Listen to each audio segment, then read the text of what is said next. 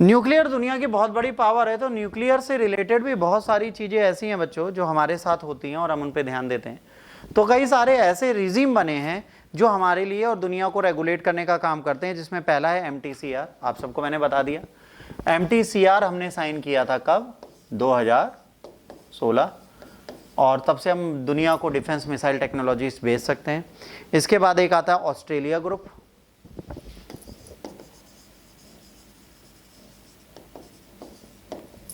Australia group के बाद बेटा अगला आता है क्या? वेसिनार एग्रीमेंट,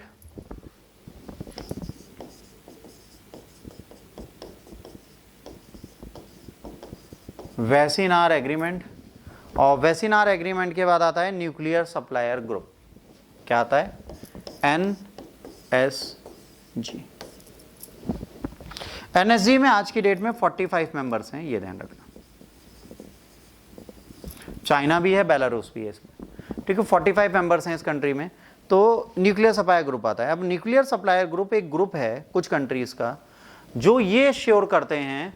अच्छा, एक और मजेदार बात है, सबसे नीचे आप एक कंट्री देख रहे हैं जिसका नाम है south Africa, that is also the part of NSG, ठीक है। अफ्रीकन कॉन्टिनेंट में south Africa is the part of NSG, but India नहीं है। अब यहां पर यह बात आती है, जो NSG का पार्ट नहीं है उसको न्यूक्लियर रिलेटेड सप्लाई ये ग्रुप नहीं देगा, और ये तब देगा जब आप MTCR साइन करके बैठे होगे, ठीक है। इसके साथ नॉन प्रोलिफरेशन ट्रीटी साइन करके बैठे होगे, तब NSG आपको सप्लाई देता है, वरना सप्लाई नहीं देता। तो वर्ल्ड वाइड न्यूक्लियर सप्लाई हमको नहीं मिल रही थी। अब ये बना क्यों, NSG बना क्यों, इसको समझो, बहुत प्यारी कहानी। 1974 का साल था, इंदिरा गांधी जागी हुई थी। इन्होंने कहा भाई न्यूक्लियर टेक्नोलॉजी में हम क्या है? हमने कहा जीरो। इन्होंने कहा करो ना बुद्धा, स्माइलिंग बुद्धा कर दिया इन्होंने। जैसे इन्होंने स्माइलिंग बुद्धा किया, उसके अगले साल NSG बन गया। इंडिया ने जिस दिन न्यूक्लियर टेस्ट किया उसके अगले साल NSG आ गया। तो इंडिया का smiling Buddha was the main reason for NSG।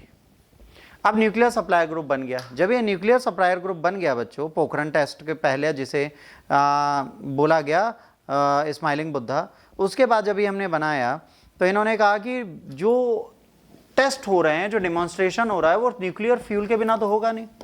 और अगर न्यूक्लियर फ्यूल देने वाली कंट्री एक दूसरे के नॉर्म्स को फॉलो करने लगे तो कितना अच्छा हो जाएगा।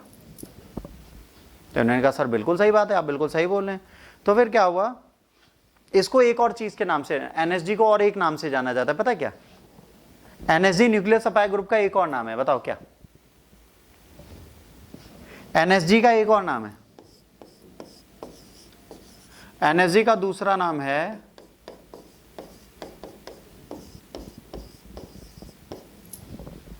London club. तो इस लंदन क्लब का पार्ट बनने के लिए इंडिया कुछ नहीं करना चाह रहा था। इंडिया कह रहा था हम नहीं आएंगे, तो इसको एक्सपोर्ट मिलता ही नहीं था भाई, न्यूक्लियर सप्लाई मिलती नहीं थी, ना पीसफुल काम के लिए ना किसी के लिए। अब ये बहुत ज़्यादा परेशान था, इसको ना मटेरियल मिल रहा है ना कुछ मिल रहा है। अब इंडिया मेंटली बहुत ज़्यादा परेशान है इस चीज़ के लिए, ठीक है। सारी कंट्रीज एक्सपोर्ट कर सकती हैं, बट मेंबर्स को, जो मेंबर NSG के हैं वो किसी को और भी दे सकते हैं। इंडिया ले नहीं पा रहा था। इंडिया NSG ज्वाइन नहीं कर सकता था क्योंकि नॉन प्रोलिफरेशन ट्रीटी की बात करो या CTBT किसी की बात करो, कोई भी चीज़ ऐसी नहीं थी जो इनके काम आ रही थी, कोई भी काम इनके नहीं आ रहा था। अब ये नहीं चाहते थे इसको ज्वाइन करना, ठीक। और इसके बाद 1999 में इन्होंने एक और तहलका मचा दिया, 98 में एक और पोखरण का टेस्ट कर लिया, और कंट्रियां नाराज हो गई इनसे कि तुम NSG के पार्ट नहीं हो, तुम फ्यूल लाते कहाँ से, ठीक। तो यहाँ पे बवाला हो रहा था। इसके बाद अमेरिका ने इन पे लगा दिया क्या, सैंक्शन। पर उस टाइम पे डॉक्टर मनमोहन की सरकार आई, मोदी जी के, अटल जी के जाने के बाद, इन्होंने 2004 से 2007 तक एक बहुत अच्छी चीज की। क्या की? इन्होंने ये कहा कि भाई हमको न्यूक्लियर फ्यूल चाहिए और ये हमको कैसे भी चाहिए। तो सबने कहा ठीक है, नॉन प्रोलिफरेशन ट्रीटी साइन कर लो। कह रहे वो साइन नहीं करेंगे क्योंकि इसमें बहुत ज्यादा प्रॉब्लम है, P5 न्यूक्लियर वेपन रख सकते हैं, बाकी कंट्री नहीं रख सकती। कह रहे डिस्क्रिमिनेटरी नोट पर जो आपने काम किया है, इसलिए मैं ये ग्रुप तो साइन नहीं कर सकता, इसके लिए वेरी सॉरी, बट इसको छोड़ के आप जो कहेंगे वो मैं मानने को तैयार हूं। इन्होंने कहा भाई इसको छोड़ के हमारे पास कोई काम ही नहीं है। तो कह रहे सर इसको तो साइन का हमारे लिए संभव नहीं। फिर आया एक प्यारी सी कंट्री, ठीक है, बहुत सारे डिस्कशन हुए, सब कुछ हुआ, ठीक है, और इंडिया ने कंडीशन डाली। इंडिया ने कहा मैं एनपीटी साइन नहीं करूंगा, पहली चीज़, और फुल स्केल सेफगार्ड भी नहीं फॉलो करूंगा जो न्यूक्लियर सप्लाई ग्रुप कहते हैं। इन्होंने क्या कहा, जो एनएसजी का मेंबर बनेगा उसको एनपीटी साइन करनी पड़ेगी और सारे सेफगार्ड मानने पड़ेंगे।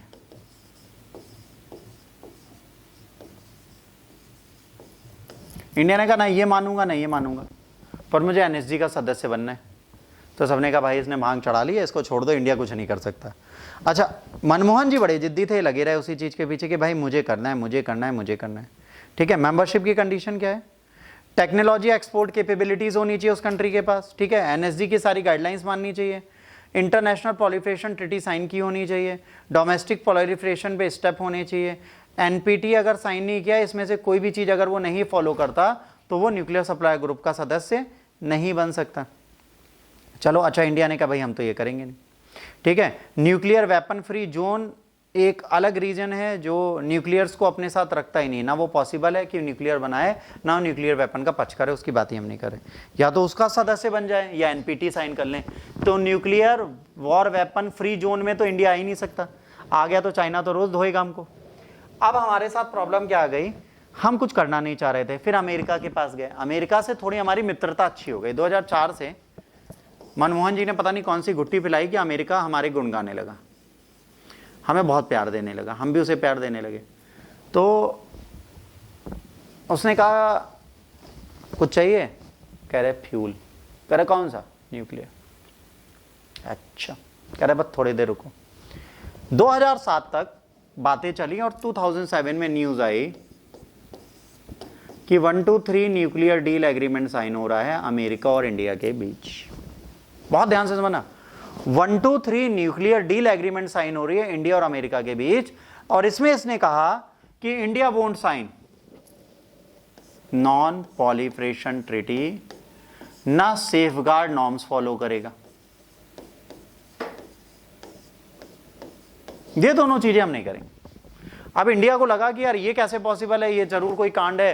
प्रणब मुखर्जी उस टाइम पे हमारे फॉरेन मिनिस्टर थे, सबने कहा कि नहीं कुछ तो कुछ हो रहा है, ये एनपीटी साइन करेंगे और हमें बता नहीं रहे हैं और हम न्यूक्लियर ग्रुप के सदस्य बन जाएंगे, इंडिया बर्बाद हो जाएगा। फिर प्रणब मुखर्जी सामने आए इंटरनेशनल मीडिया के, इन्होंने कहा कि we have given the 2 norms to America.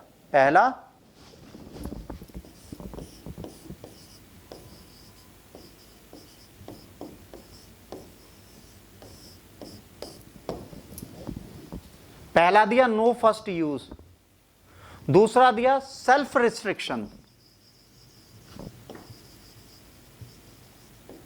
इन्होंने कहा हम अपनी कंट्री पे खुद के रिस्ट्रिक्शन लगा रहे हैं कि हम आने वाले टाइम पे कोई भी न्यूक्लियर टेस्ट नहीं करेंगे। आप नहीं लगाओगे, हम रिस्ट्रिक्शन लगाएंगे अपने ऊपर। ये 2 नॉर्म्स मनमोहन और प्रणब मुखर्जी ने माने कि भाई ये 2 नॉर्म्स हम आपके मानेंगे कि हम सेल्फ रिस्ट्रिक्शन लगा दे रहे हैं और हम पहला न्यूक्लियर वेपन दुनिया में कभी नहीं चलाएंगे, पर अगर कोई हमें मारेगा तो हम मारेंगे उसे, ठीक। फिर अमेरिका ने कहा कि India is very responsible country,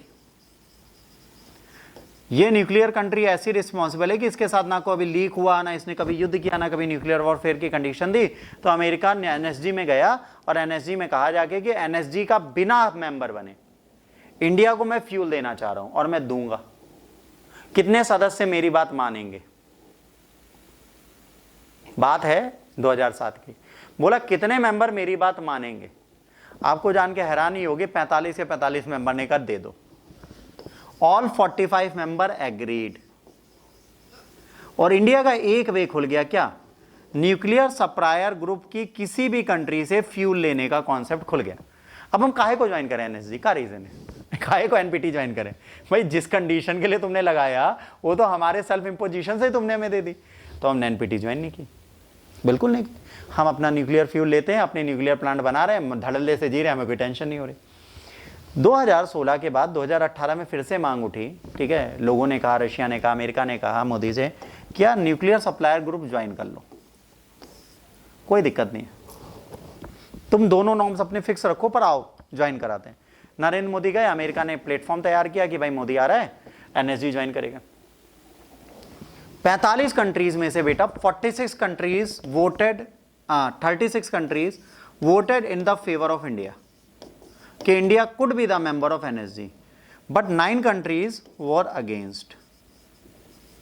और मैंने कहा ना, एनएसजी में कंसेंसस चलता है कि जब 45 के 45 कंट्रीज हां बोलेंगी तभी कोई मेंबर एनएसजी में जुड़ेगा।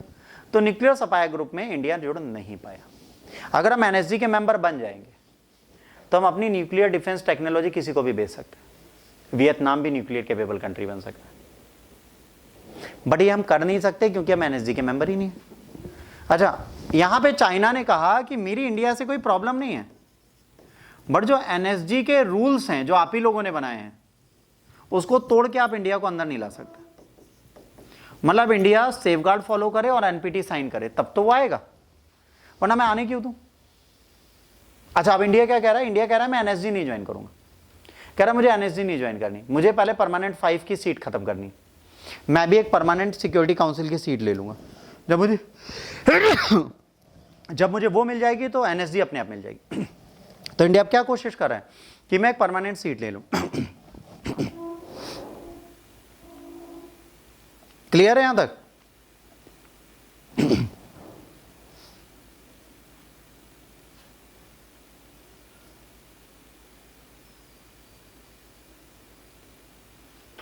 क्लियर है यहां तक? कोई डाउट?